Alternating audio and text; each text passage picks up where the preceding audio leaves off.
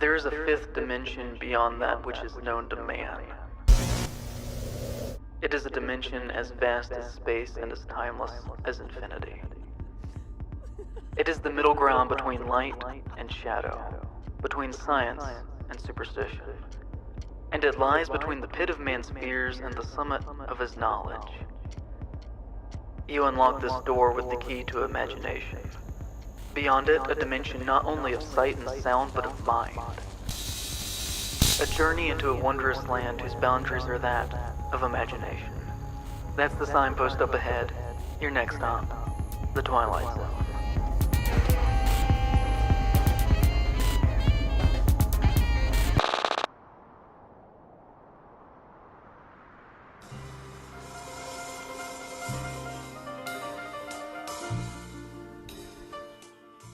Good evening, and welcome to The Twilight Zone, Anatomy of a Franchise, a new series that explores the history of the classic show, along with a review of every episode that was produced. If you have clicked on this, and are wondering where the first one is, that video can be found on the main In Praise of Shadows channel. All future episodes of The Twilight Zone, Anatomy of a Franchise will be released here on IPOS Dark Sides. So go check that one out first, and then come back here for part 2. Thank you very much, and I'll see you back here in just a little bit. Escape Clauses is the 6th entry of the series that unfortunately lives up to Serling's nickname of being the angriest man in television, in a somewhat kind of bad way, at least to me. It is one of the bleaker Season 1 stories, and is also one that I very much relate to on an intimate level. I have never publicly disclosed this, but I have suffered for years from extreme hypochondria that has taken me a great deal to try and learn how to somewhat manage. It at times gets so severe that I will manifest the symptoms of various illnesses and diseases that I have somehow become convinced on a subconscious level that I have contracted, despite the fact that I rationally know that this is not true and cannot possibly be the case. It is a strange crossroads of a mental condition, where logic and reason do not really do a whole lot of good, and you find yourself situated knowing that what you were experiencing bodily is not in truth reality, but is still very real to you in the moment nonetheless. Which is exactly what Mr. Walter Bedecker is dealing with here in tonight's episode. Although it is one of the few times that I find myself disagreeing with Serling on his base thesis for an episode, where he writes from the perspective that hypochondria is an inherently selfish condition that is not worth empathy, saying in his beginning narration, "You're about to meet a hypochondriac. Witness Mr. Walter Bedecker, age 44. Afraid of the following: death, disease, other people, germs, draft, and everything else. He has one interest in life, and that's Walter Bedecker. One preoccupation, the life and well-being of Walter Bedecker. One abiding concern about society, that if Walter Bedecker should die, how will it survive without him?" Which, I kind of think is a bit of a very reductive way to approach writing a fictional story about a very real mental condition that people experience. He essentially approaches Bedecker as a coward, rather than a human who has a problem beyond his control, who should be given the same basic empathy that you or I both fundamentally deserve as human beings sharing this world together. But Serling, for better or for worse, is very much a product of his time. He was undeniably a leftist fiction writer and thinker with a platform that few leftists have ever achieved on a national stage, within America in any period of history.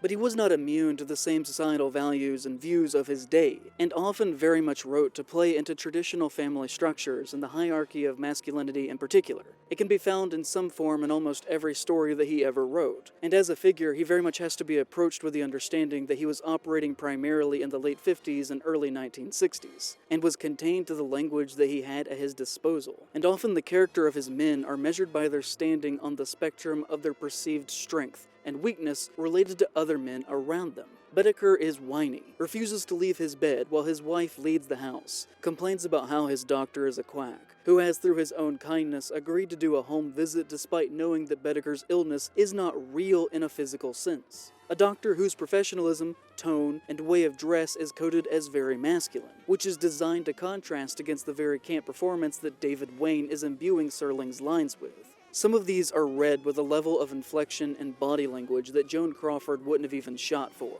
He's a man who is painted from the first frame as the physical embodiment of weakness incarnate, a comedic fool that we should laugh at and make an example of, rather than one who should be attempted to be understood on a more fundamental level. A man who is so lazy that he even has the word bed in his very name. which for me puts this as one of Serling's weaker and more outright cruel efforts early in the series. The doctor comments that Bedeker's wife, Ethel, is looking sleep-deprived and very pale, insinuating that Bedeker's condition is not only ruining his own life, but also that of his wife's, and potentially anyone else who knows him. There is no love in this relationship, or at least I should say there is no affection. Ethel stays with her husband, it seems, almost out of an obligation to a man who no longer really exists, that she fell in love with in the first place. A man who is withered and allowed his problems to overtake him body and mind. And I think that Serling, possibly incorrectly, associates hypochondria with an innate fear of death, which is somewhat fair, but also, I believe, a bit of a simplistic take on a nuanced condition. Bedeker is then, once left alone, visited by a Mr. Cadwallader, who has somehow appeared mystically in his bedroom unannounced. A demonic figure, or possibly even the devil himself, whose very name is mocking Bedeker, as Cadwallader sounds very much like the word caterwaul, which means to moan or to complain pathetically about one situation in life that they had found themselves in. If you haven't noticed it yet, Serling very much was into that Dickensian way of naming characters, in a way that alludes to their core as a person. Serling presents the literal devil himself as a figure worthy of respect more than Bedeker, who takes the deal that is offered to him, adding 2,000 years to his natural lifespan, with the promise that he will never get sick or age in exchange for his immortal soul. A bargain that Bedeker doesn't even have to mull over before agreeing to it the second that it is offered. Knowing full and well that Cadwallader is not who he claims to be, as well as the knowledge that this will basically result with his wife aging and passing away before his very eyes, while he himself remains frozen in time. Another problem with Serling's script here is that the first thing that Bedeker does is to test out these newfound powers, and jump in front of a moving train, which, looks great and is effective on television. But you're telling me that a man with a lifelong condition that keeps him paralyzed from fear in his bedroom suddenly decides to just go out and do this because some whimsical man who may or may not have been Satan in the flesh told him he could do so without repercussion? I don't personally think so myself, but I guess we have little time to cover great distances here. Bedeker uses these little tests to start claiming accident insurance checks, and begins a whole business based entirely around fraud, to the great embarrassment of his wife. He is soon driven mad by the boredom of an existence without the looming threat of death, and loses all connection to this reality, and to even his own humanity, telling his wife that he just wishes that she would drown in the bathtub and leave him alone, when she's concerned for this change in his mental unwellness. Soon after, in an argument, he accidentally throws her from the roof of their apartment building, and instead of being filled with anguish or self-loathing, instead of being overwhelmed by intense loss and grief, he instead stands looking down upon her dead body, and merely wonders to himself what it must have felt like to be her. Bedeker is excited to get to try out the electric chair and see what it feels like after being convicted of killing his wife, only to his horror be given a life sentence instead. Serling chooses to give Bedeker a kinder ending, however, than he might deserve, as Cadwallader returns to him in the jail on his first night, and then decides to take him on to hell with him, instead of leaving him there forever to exist in this prison for the rest of his unnaturally long life. I will say that Michael Leeson directs the hell out of this episode. The Twilight Zone was not an expensive show to make, and to keep budgets low, you will notice that the vast majority of these episodes only take place in one or maybe two locations, this one included. And it is a testament to Serling and all of these other writers and the crew that they were dealing with, that they could make such captivating material with the limitations pressed against them. These directors and crew are tasked with making these one-room set episodes visually interesting across their entire runtime, which I think they do particularly well here. Leeson had had a long career working for Paramount, including directing 2 different scripts that were penned by Billy Wilder. He also directed the 16mm Shrine, and would return for one last episode near the end of the season, People Are Alike All Over. The episode ends with a surprisingly good special effect, when Cadwallader reappears to Bedeker in the jail in the form of a spirit that only he can see. They seemingly filmed Cadwallader separately, and overlaid the footage of him over the footage of Bedeker in the jail, but went the extra mile with it, by having the bars in front of the screen actually be a matte painting, so that it would appear as if Cadwallader is on the other side of them than we are. And then on top of that, when they shot the footage of Cadwallader, they lit it to where there would be the bar shadows on his back to sell the effect. It is a multi-layered effect that most people wouldn't even think about, but an extreme amount of care would have gone into something like this to pull this shot off on television for the limited money that they had in 1959. But overall, as an episode, I think it is a bit of an uncharacteristically mean-spirited affair. Which is a little funny because this was then followed by The Lonely, one of Serling's most empathetic scripts in the series, and is one that has stuck with me tremendously since I saw it as a child. I think almost every single episode of this show has the potential to have its concept be updated for a modern feature film. But some obviously would work better than others with that sort of treatment. With this one in particular, I think, being one that could serve as a great candidate for that, with some modifications. It takes place in the far future, where humanity has turned Saturn into a prison planet. Every single asteroid on its belt has been turned into a single solitary cell for a single inmate. Ours in particular being a man named James Corey, whose crimes we are never privileged to learn. An interesting exercise in empathy, where Serling presents to us a figure who we know has done one of the worst things that a person can do, that would have, resulted in him having this sort of treatment from the government, and then asks us to see him as a man made of flesh and blood, just like you, just like me, or just like anybody else. A person who has basic needs such as compassion and love. Corey could be any of us. It does not matter what he has done. Not at least in the context of him being a living, breathing human who needs socialization and shelter. What he did is not the true question at the heart of this exercise, but instead it asks the more complex question on if anyone deserves this kind of treatment by the hands of the state. If anyone is truly unforgivable. If every single person is deserving of basic human dignity. And mixed within that, we have a love story of sorts. Corey is a man desperate for companionship, something which his state handler cannot provide to him outside of the occasional visit while doing a supply drop. That at most lasts for usually 10 minutes or so. And out of compassion, he gives Corey something which can fill that void that we all need within our lives. A vessel to serve as that companion named Alicia. An AI robot who looks, acts, feels just like a real woman. But Corey is repulsed by this, saying that when looking her, it makes him feel sick by the mockery of the memory of women. And this sort of gets into a territory that becomes uncomfortable from a narrative sense, in that Alicia as a woman is brought into existence and given life purely for basically sexual reasons. That she is a thing to be owned and taken by Corey.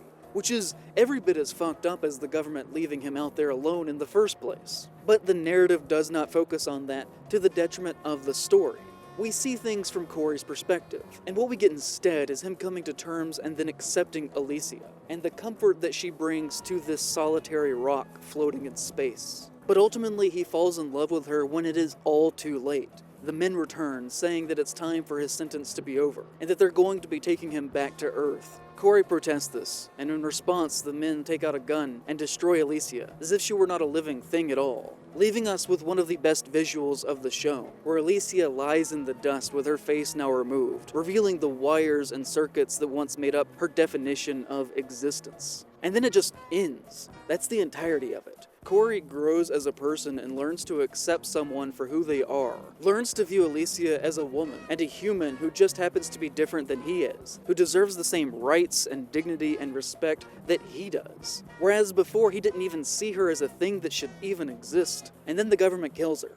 That's the story. And unfortunately, like a lot of things that Serling was poking at in 1959, they may be more relatable to modern audiences than they were even back then. This is a good, hard sci-fi episode. One that takes a great deal of care in trying to convey this world with its visuals in particular, with this spaceship, but also one that comes with its own set of issues. At one moment, Corey and Alicia sit and gaze at the stars, and he points out constellations to her, which to me doesn't make a lot of sense, because I imagine the constellations would not line up in the right way if you were on a separate planet, even if that planet is within the same solar system. Although I might be wrong there, and space might be so vast that it could potentially be comparable to, say, looking at a painting in a gallery and then taking a single step to the right. I'm no scientist. While this was the 7th that they aired, this was actually the 2nd that they filmed overall after the pilot. And the crew, to emulate the atmosphere of true desperation and remotelessness, went to Death Valley for the production, which resulted in several crew members passing out from heat exhaustion,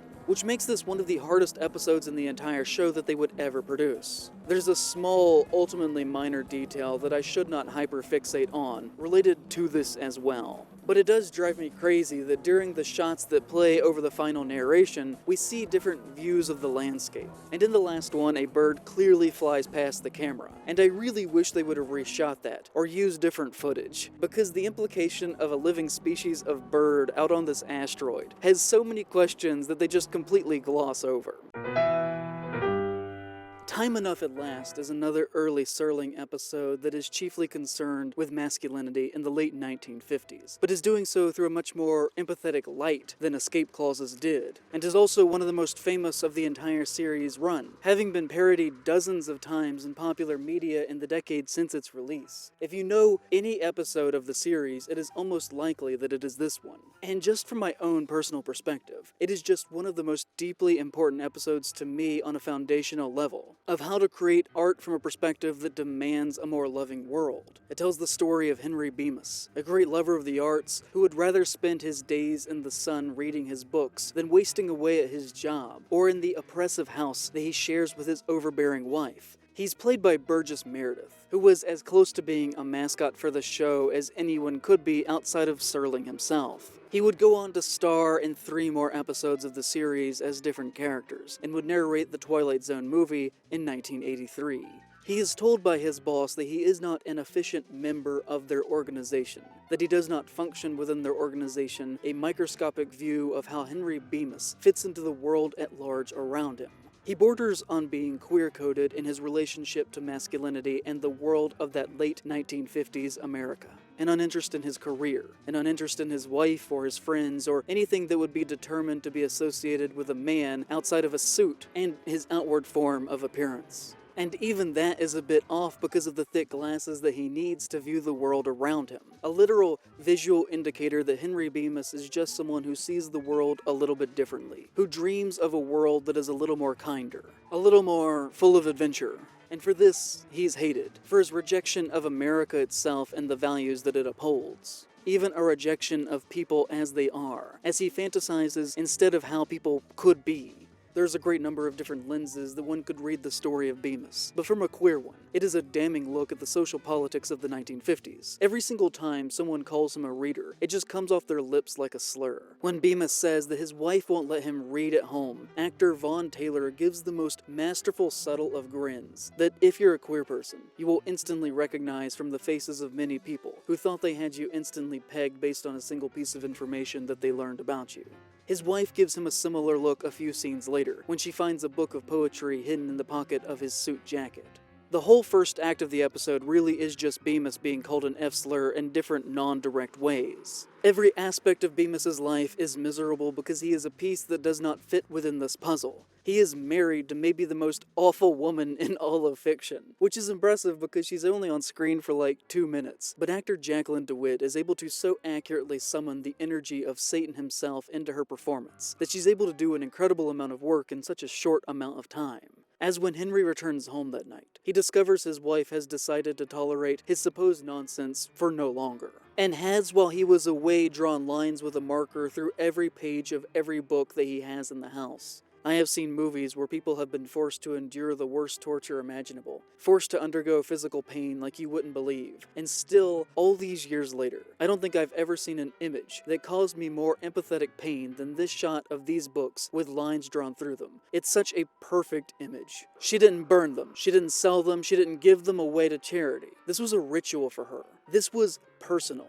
It was revenge. It wasn't enough to destroy the books. She had to destroy the man that the books represented. Her weak-willed husband, who had fantastical dreams, lived with his head in the clouds, had made her into a local laughingstock because of her connection to him, and by proxy, had ruined her life. This shot is one of the most cruel to me in the entire history of cinema. There is a lesson that all writers should take to heart in this, in that you should never write what you think will be relatable to everyone in your audience, because in doing so, you will paint with such broad strokes that your art will become relatable to nobody. It will feel directionless, and will feel as if it were produced by the corporate machine.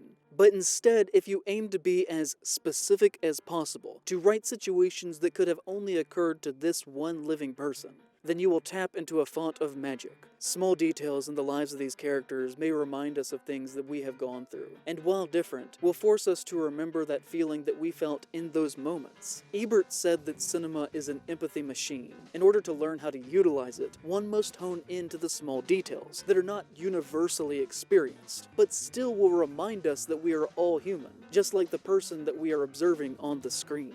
Empathy will never be generated out of art that is intended to be relatable to everyone. Probably nobody has ever actually had their horrible wife draw lines through every page of every book that they own. But when we see this image, we know that pain that Henry Bemis is feeling in that moment. We know what it feels like to be made to be embarrassed, and we feel devastation along with him. And when we see that smile of satisfaction that his wife Helen fights back as she tears the book apart, with her bare hands, we feel this final blow of just outright pure, undistilled hatred and disgust for everything that she stands for. This gaunt, severe visage of Helen, who stands in opposition of a husband who only wants to experience the beauty of this world, is the very image of America itself. Helen and his boss are together symbols of the real spirit of America in the 1950s. The real spirit that America has always been, and everything terrible that has ever been wrought from that. So much so that later when it is revealed that the entire country has been wiped out in nuclear devastation, it comes across as a comically net positive for Bemis and the world at large. It is a good thing that something so awful and oppressive that has caused so much pain has been blasted away and struck from the record of humanity with hellfire itself. Henry Bemis, being this pure soul that he is, only looks at his wife after all this has been done to him and the things that he loves, and simply says just a single word: why? The next day, down in the sub-basement in the vault in the bank in which he works, Bemis is spared a hellacious and instant death at the hands of a nuclear device, and he is thrust into a new age of the inevitability of the post-World War II nuclear day. Seconds, minutes, hours, they crawl by on hands and knees for Mr. Henry Bemis, who looks for a spark in the ashes of a dead world. A telephone connected to nothingness, a neighborhood bar, a movie, a baseball diamond, a hardware store. The mailbox at what was once his house is now a rubble. They lie at his feet as battered monuments to what was, but is no more. Mr. Henry Bemis is on an 8-hour tour of a graveyard. Haunted by the concept of decades of loneliness, we are presented with an image that is so darkly tragic and undeserving for a man as sweet and patient as he is. Bemis sitting in the wreckage of the old world with a pistol to his head, begging God himself to forgive him for what he is about to do, before being given a divine blessing in the form of a public library. He spends the afternoon overjoyed, making stacks upon stacks of the things that he plans to read, that he now has the time to read, instead of how it was before. Pretending that he will one day read these things where in truth he knew that he never would actually get to most of them. Saying, the best thing, the very best thing, is that there's time now. All the time I'll need. All the time I'd ever want. Time enough at last. And then his glasses fall off and break. A cosmic, horrible joke. An existentialist message of how at the end of our final chapter, we too will have many things not done. Books unread, lovers that were never met, friends who never were because of that damned clock, because of punching in and punching out, because of all these little useless fucking things that we're told that we have to do that benefit others with more money and power, more than they benefit ourselves. Hours of a single life that are sold for pennies on the dime. And when Bemis is given a momentary flash of hope, of a different way of life, a life where he can actually do those things, experience the great works of human art that he has never had the time to before, it is suddenly taken away from him as quickly as it was given. The only sound that he can muster in response is a general death-rattling wail to the universe itself, in the form of the resounding word spoken, "It's not fair." It's not fair, he says, over and over again to deaf ears that will never hear him, out there in the Twilight Zone. So, if Time Enough at Last is the first truly iconic episode of the show to air, then Perchance to Dream is the first episode that should have been iconic but instead sadly has fallen into a cultural total obscurity. Which, is a real shame because it's such a good example of what the Twilight Zone can be on a spiritual and visual level, and is one of the more complex in the entire run, but you never hear folks talk about it hardly. This would be the first episode in the series to not be personally written by Serling himself, instead being done by Charles Beaumont, who's one of the best writers of horror fiction of all time. who suffered a very tragic life. He began to experience headaches frequently by the time he was 34. It is unknown what actually happened to him, but it is believed that he potentially had early onset Alzheimer's, which killed him at the age of 38. The cause of his death at the time was largely seen as a mystery to those around him. We follow in this episode Edward Hull, a man who is 35 with a heart condition who is on the brink of death. He is seeking psychological help and has been awake at this point for several days, as he has his whole life been haunted by vivid dreams that in fact may actually be a thinning of two realities. At night when he sleeps, his dreams pick up where the last one left off, where he wanders this bizarre hell carnival, where a woman lives that he believes is intent on killing him from fright. Maya the cat girl, who lures him into rides or into dangerous situations to trigger his heart condition, something which she is indeed shown to be capable of doing by the end of this fated therapy session. As we will see, there are quite a lot of episodes in this show, such as this one, that could accurately be described as Lynchian if they had been made after the year 1990 or so. As artistically, Lynch and Serling were clearly both exploring a great deal of the same stylistic concepts within their work. And apologies for the tangent, but I do want to say that as much as I love and respect him, I feel as if we should come up with a different word for that particular feeling within art rather than Lynchian, because I feel like it has creatively stifled some artists into not making some surrealistic and expressionistic works that explore a similar visual or thematic language out of a fear of being viewed creatively bankrupt through comparisons to Lynch. And I get it, he's a titan, he is the guy. But also, Thomas Ligotti wrote the following quote in 1986, 4 years before the premiere of Twin Peaks. From the earliest days of human life, there have existed persons, almost all of us in fact, who hold that the visible world is only a mere mote in the totality of being. Everything we witness is thereby translated into an indicator of an unseen order of being that expresses itself by means of the gross materials we perceive with our senses. Hence it may seem that a tree is not a tree, but a signpost to another realm, a spectral thing full of strange suggestions.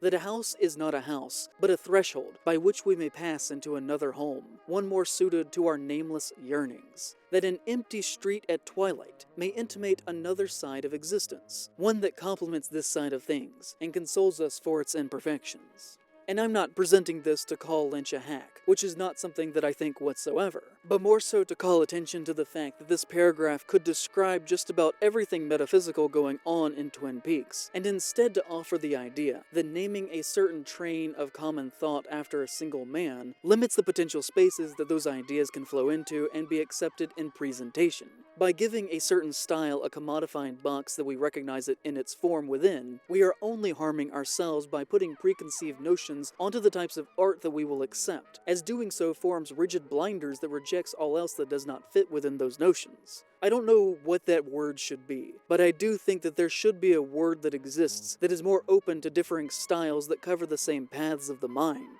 while also allowing space to talk negatively about those that are just limply co-opting Lynch's style without intention, or fully understanding what made his films work as an artist. Anyways, what I'm trying to get at here is that there is fundamentally no difference between Maya the cat girl and the man from another place, and that's also okay. All art is communicative. All things made by man is just another brick laid in the road of creative cultural expression. And this isn't the only episode like this. Mirror Image, that we'll get to later in Season 1, is a doppelganger story that, in my opinion, had to have been exceptionally important to the formation of how Lynch approached the ending of Twin Peaks Season 2. They are shockingly similar, and yet you never hear anybody talk about that. And again, I say all of this not to criticize, but instead to talk about the inherited weight of expression that we call inspiration, and the different ways that that can manifest that are both true and not true in the base spirit of the creator. As an episode, I think this is among the best of demonstrating what this show could be capable of, not just as a story, but just on a craft level. The beautiful painted backdrop of the New York skyline outside the therapist's office, the extremely dramatic lighting, the shot composition that never makes the 25 minutes spent in this office boring. And with this following time enough at last, they have finally found their footing in producing some really exceptional episodes, and what they wanted this show to be. Judgment Night is an episode that I do appreciate on a stylistic level, but for some reason, outside of that, it doesn't land for me in the way that it seems to with a lot of other people. And as a work, I do not have a tremendous amount to say on it. The setting is great, a bar on a ship that is shrouded in mystery, out on the murky waters, as it drifts through the fog like Carl Lancer has found himself drifting through life, a depressed alcoholic, who is so out of it that he doesn't even know how he has found himself to be on this miserable vessel. And we realize slowly that mentally and possibly even physically, he never was able to leave his time as a sadistic Nazi U-boat captain behind. It is something that he carries with him all of his days, which is what he deserves, if not more than that. And while I don't love the episode, the haunting of Carl Lancer is directly, I think, tied to Serling as a man, who, as we have already seen but will come to understand in greater detail, was a man that was very much defined by the traumas of World War II, and the aftermath that fell from that on the global stage, as was everyone from his generation. I think one could probably make a reasonable argument that every episode of The Twilight Zone was in some way a reaction to World War II,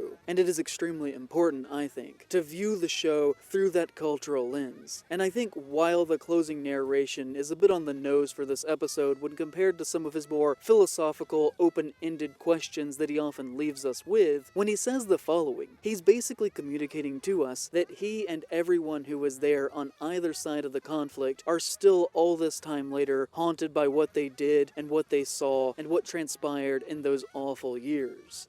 For one man, it is always 1942, and this man will ride the ghost ship every night for eternity. This is what it means by paying the fiddler. This is the comeuppance always waiting every man when the ledger of his life is opened and examined, the tally made, and then reward or the penalty paid. And in the case of Carl Lancer, former Captain Lieutenant, Navy of the Third Reich, this is the penalty. This is the justice moted out. This is the Judgment Night in the Twilight Zone. This haunting nature of the Second World War is something that will linger over the entire show. And while I often think that it is good, this first example is just a little weak for me, and it doesn't knock this concept out of the park like it should, and how it is later done in different episodes. This is one of the first instances of what would end up being many in the show's run, where Serling came into conflict over editorializing authority from the executives at CBS. As he put it later that year in an interview with Mike Wallace, "We changed in 18 scripts, Mike. We had one line of dialogue changed, which again was a little ludicrous but of insufficient basic concern within the context of the story. Not to put up a fight. On a bridge of a British ship, a sailor calls down to the gallery and asks in my script for a pot of tea, because I believe that it is constitutionally acceptable in the British Navy to drink tea. One of my sponsors happens to sell instant coffee, and he took great umbrage, or at least minor umbrage anyway, with the idea of saying tea. Well, we had a couple of swings back and forth, nothing serious, and we decided we'd ask for a tray to be sent up to the bridge." And with that, this concludes the second episode of The Twilight Zone Anatomy of a Franchise. I hope you've enjoyed watching this as much as I have making it, and revisiting these stories for you. You can find all future episodes here on IPOS Dark Sides, as well as other videos on horror, old and new, every other week. I hope you have a wonderful evening, and thank you so much for watching.